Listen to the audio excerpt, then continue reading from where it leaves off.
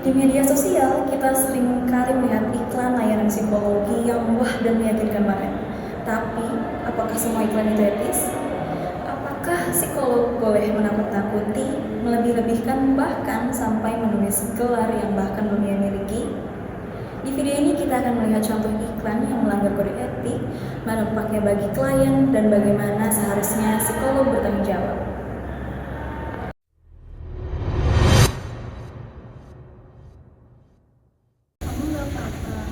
Oh, dari tadi kayak banyak pikiran banget. Iya ini kayak paling capek sama semuanya, sama keluarga, sama kuliah, sama suka ya. Maaf, saya tidak sengaja menikah. Saya psikolog saya, MC PhD kan, psikolog klinis internasional. Masalah seperti kamu, jika dibiarkan, bisa menjadi depresi berat, bahkan bisa bunuh diri. Jangan tunggu makin parah dan hubungi saya. Saya hanya dokter khusus yang dijamin ampuh untuk kasus kamu. Dijamin ampuh ya kak? Tenang aja. Di tangan saya, kamu pasti pulih. Dan untuk saya tertera di brosur. Jangan bilang dulu ke orang lain ya. Cukup saya yang bisa bantu kamu. Kalau gitu saya permisi dulu. Ini adalah contoh pelanggaran kode etik dalam iklan dan pernyataan publik.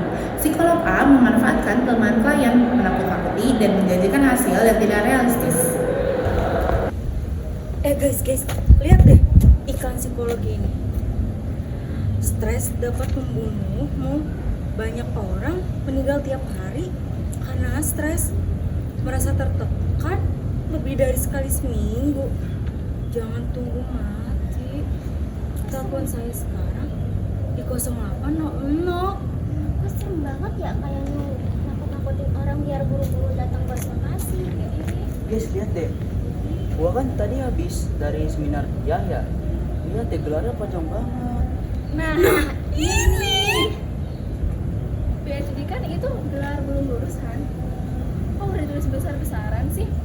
Terus ini Master Healer juga gelar apa sih? Resmi enggak ya? Kan nggak tahu ya. Jadi gampang percaya.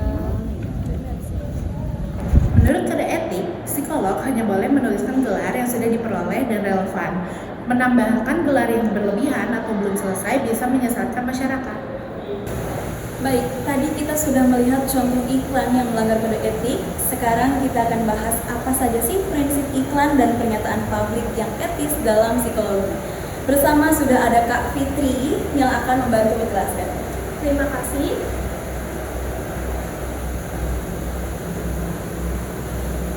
Dalam kode etik psikologi, iklan dan pernyataan publik memang diperbolehkan asal memenuhi beberapa prinsip.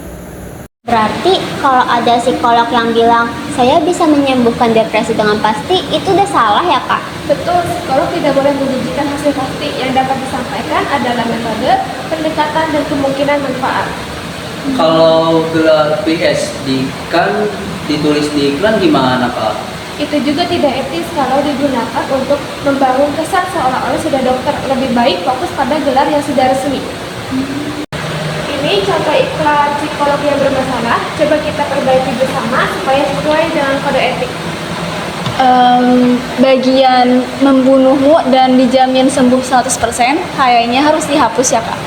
Gimana kalau diganti jadi merasa tertekan dan butuh ruang aman untuk bercerita? Konsultasi dengan psikolog A, MPC psikolog klinis. Kami menggunakan pendekatan ilmiah dan beretika untuk mendukung kesehatan mental Anda. Nah, ini contoh iklan yang etis, tidak menakut-nakuti, tidak menjanjikan hasil pasti, menjelaskan kompetensi secara jujur. Dalam dunia nyata, sudah ada beberapa kasus di mana praktisi yang mengaku psikolog dipermasalahkan karena iklan dan pernyataan di media.